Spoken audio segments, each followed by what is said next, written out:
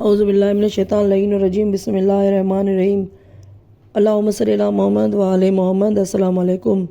حضرت یوسف علیہ السلام کی بیگانگی پر دودھ پیتے بچے کی گواہی۔ زلیخا جو ان کے پیچھے دوڑ رہی تھی 7ویں دروازے پر انہیں پکڑنے میں کامیاب ہو گئی۔ اس نے ان کا دامن پکڑا، دامن پھٹا، دروازہ کھلا تو عزیز مصر کو موجود پایا جو بروایت اسی ٹو میں آیا ہوا تھا کہ یہ لوگ کیا کر رہے ہیں۔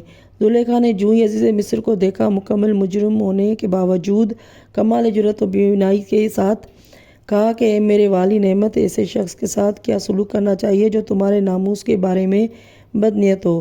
میں تو یہ سمجھتی ہوں یا قید کرنا چاہیے یا سخت عذاب میں مبتلا کرنا چاہیے۔ یہ سن کر حضرت یوسف علیہ السلام بولے، میرے مالک، میں آپ کا خریدا ہوا غلام ہوں، میری یہ جرأت نہیں ہو سکتی کہ میں آپ کے ساتھ خیانت کروں۔ میری اس مالکہ نے خود مجھے دعوت گناہ دے کر مجھے معصیت کے جال میں پھنسانے کی صحیح بلیغ کی تھی اور میں اپنے کو بچانے کی کوشش کر رہا تھا اور اسی وجہ سے بھاگ کر یہاں تک آیا ہوں۔ یہ میرا پیچھا کر رہی تھی اور مجھے پکڑنے کے لیے میرے پیچھے دوڑ رہی تھی۔ بالآخر انہوں نے میرا دامن پکڑ لیا اور وہ پھٹ گیا، جیسا کہ آپ دیکھ رہے ہیں۔ یہ سن کر زلیخا نے ایک روایت کی بنا پر کہا کہ دامن پھٹنے کا واقعہ یہ ہے کہ میں سو رہی تھی اور یہ غلام بدنیتی کے ساتھ میرے سراہنے کھڑا تھا، پھر اس نے آہستہ سے میرے جسم کو ہاتھ لگایا، میں جاگ اٹھی اور میں نے چاہا کہ اس کی سرزش کروں۔ یہ بھاگ نکلا اور اسے پکڑنے کے لیے اس کے پیچھے دوڑی تو اس کا دامن میرے ہاتھ میں آ گیا اور پھٹ گیا۔ دونوں کا بیان سن کر عزیز مصر سخت متحیر ہوا۔ یوسف سے کہنے لگا کہ تم اپنی پاک دامنی پر کوئی صفائی یا گواہ پیش کر سکتے ہو؟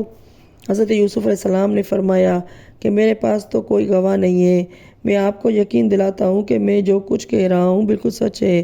اگر آپ میری صداقت پر گواہی لینا چاہیں تو اس بچے سے لے لیں جو گہوارے میں پڑا ہوا ہے۔ عزیز مصر نے کہا کہ یہ دودھ پیتا بچہ ہے، یہ کیسے بول سکتا ہے؟ حضرت یوسف علیہ السلام نے فرمایا کہ جس نے مجھے اس وقت گناہ سے بچایا ہے وہ اس بچے کو گویائی بھی دے سکتا ہے۔ اس گفتگو کا تمام ہونا تھا کہ گہوارے میں پڑا ہوا دودھ پیتا بچہ جس کی عمر 4 یا 6 ماہ کی تھی،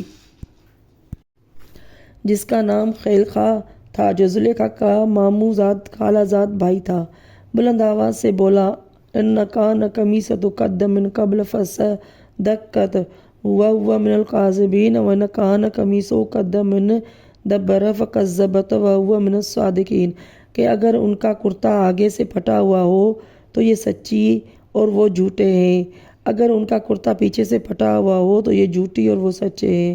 یہ سن کر نہ صرف عزیز مصر حیران ہوا بلکہ سارا گھرانہ متحیر ہو گیا، کیونکہ اتنے چھوٹے بچے کا بولنا عادت بشری کے خلاف ہے اور اس پر گواہ کی حیثیت سے بیان دینا تو یقیناً حیران کن ہے۔ الغرض بچے کا بیان سن کر عزیز مصر نے حضرت یوسف علیہ السلام کے کرتے پر نگاہ کی، دیکھا کہ وہ پیچھے سے پھٹا ہے۔ بڑے غصے میں زلیخا سے بولا کہ سب تمہاری حرکت ہے، یہ غریب بے خطا ہے۔